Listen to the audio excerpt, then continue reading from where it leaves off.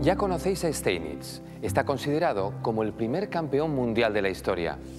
Revolucionó el juego minando las premisas románticas de búsqueda del jaque mate desde el inicio de la partida.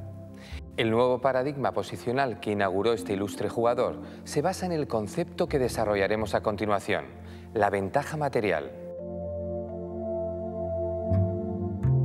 Consiste en que antes de pretender el jaque mate, debemos ir buscando paso a paso formas de debilitar al ejército enemigo y de defender bien el nuestro. El primer ejemplo que vamos a ver nos va a servir para ilustrar cómo son las partidas reales, donde habitualmente se lucha hasta la última pieza. Aquí, las blancas tienen la posibilidad de convertir su ventaja posicional en ventaja material. ¿Por qué tiene el blanco ventaja posicional? Porque sus piezas están más activas. El alfil blanco se sitúa en una gran diagonal, mientras el negro casi no tiene recorrido. Por otro lado, mientras que el caballo blanco se halla en una posición activa, el negro está lejos de representar una amenaza. Lo fundamental es que las blancas disponen de una combinación para ganar material. Siempre debemos estar atentos a la captura de piezas, pero todavía más si la captura supone una desventaja posicional, como puede ser doblar peones. El alfil blanco captura al caballo en F6, y cuando las negras realizan el cambio, ya veis lo que sucede. Ahora surge la posibilidad de un ataque doble, cuando el caballo blanco salta a D7, ataca a la torre y al peón. El ataque al peón no es solo importante por la captura. Desde F6, el caballo volvería a realizar un ataque doble a rey y alfil, con lo que ganaría una nueva pieza. Para defenderse, las negras retiran, por ejemplo, su alfil y el blanco aumenta su ventaja, cambiando torre por caballo.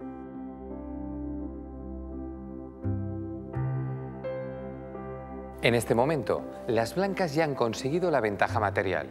La partida ya está ganada, pero hay que saber hacerlo. Siguiendo la técnica de Steinitz, veremos cómo el blanco va aumentando su ventaja hasta conseguir el jaque mate. Ahora el blanco aprovecha la movilidad de su torre para atacar un nuevo objetivo. Sube hasta C7 y el peón de A7 no puede escapar a la captura. El movimiento de contraataque no es efectivo porque la torre, al hacerse con A7, también defiende su peón. Las blancas no abandonan las enseñanzas de Steinitz y siguen tratando de aumentar la ventaja material antes de encarar el jaque. Su nuevo objetivo será coronar el peón que se halla a 2 pasos de llegar a A8. Llevan la torre a A8, hacen jaque y con ello consiguen acercar una casilla más el peón.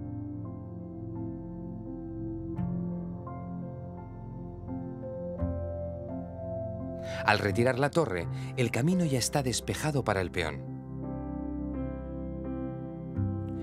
El alfil enemigo ha llegado a tiempo de controlar A8, pero cuando el peón blanco corona, se ve obligado a sacrificarse.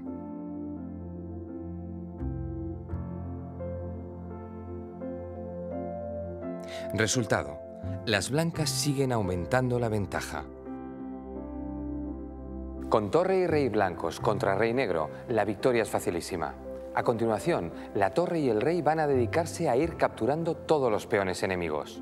Veamos rápidamente cómo podría acabar esta partida.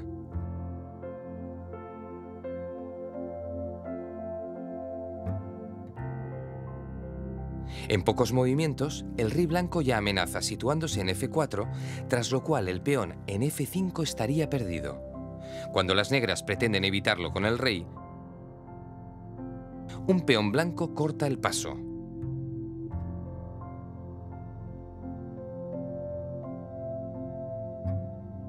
El blanco come y sigue acercando el rey.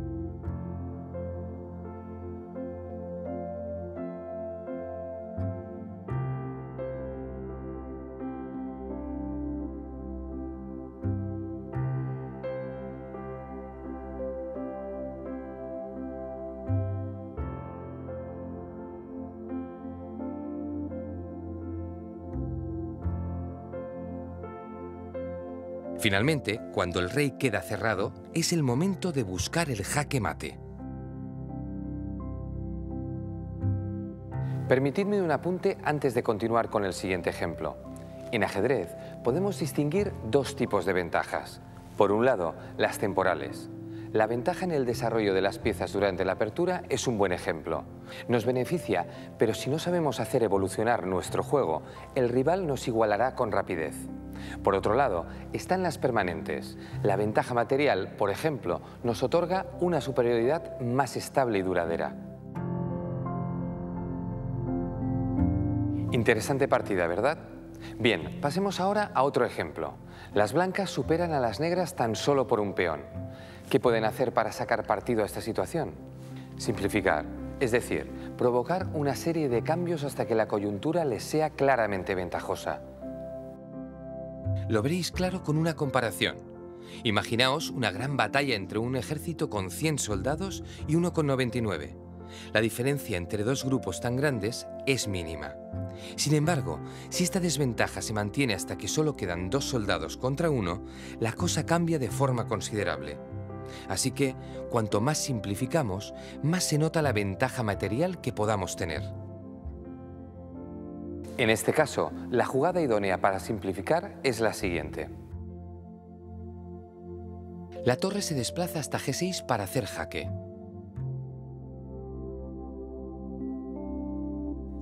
Cuando el rey negro se retira, las blancas cambian torre.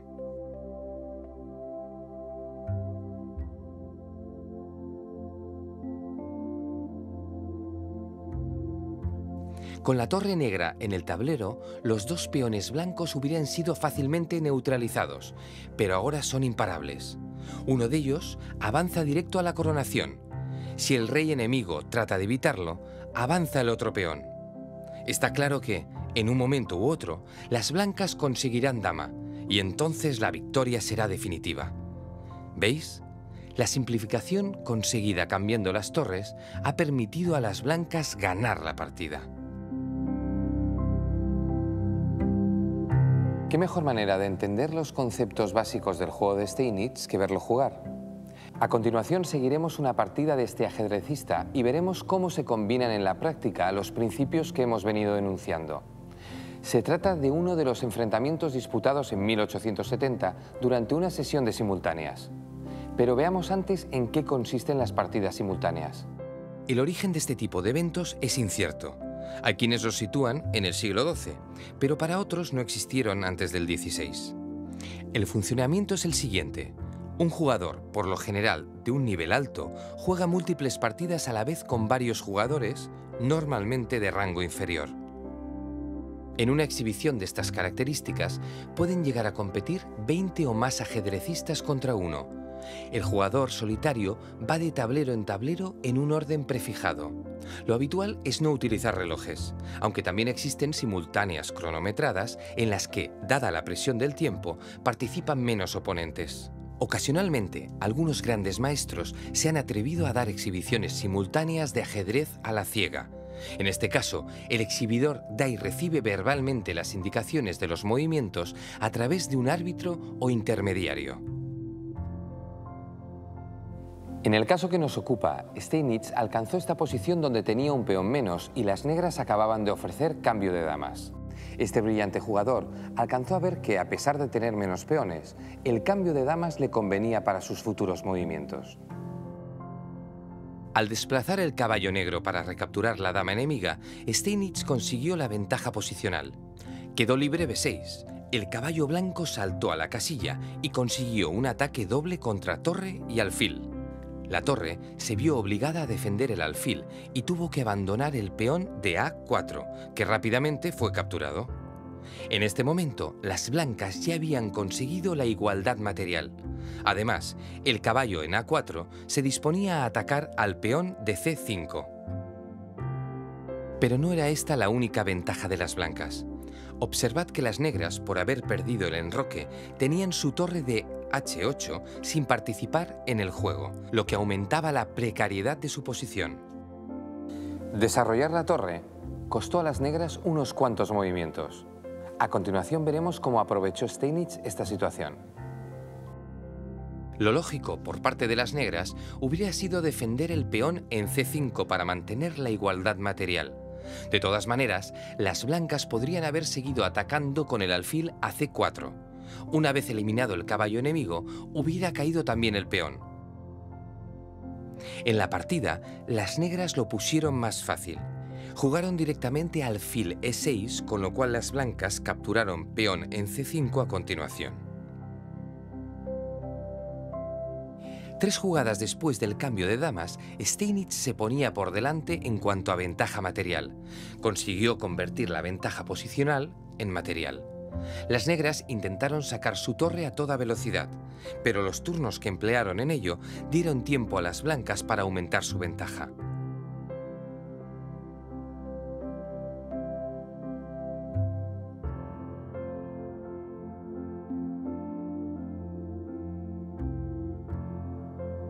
El caballo en E5, amenazando el peón, obligó a las negras a traer su torre para defenderlo. Al mismo tiempo, el peón en G3 forzó al caballo negro a moverse, abandonando la defensa del alfil en E6.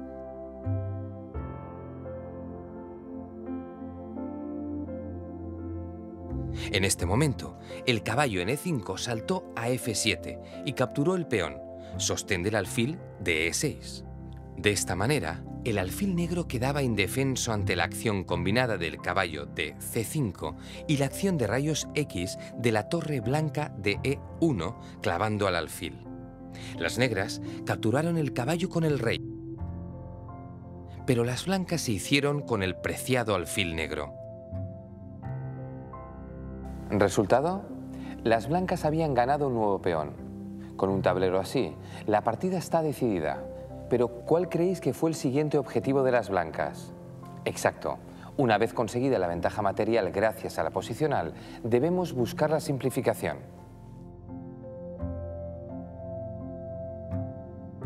Tras un par de movimientos, Steinitz simplificó, ofreciendo un cambio de torres que su rival aceptó.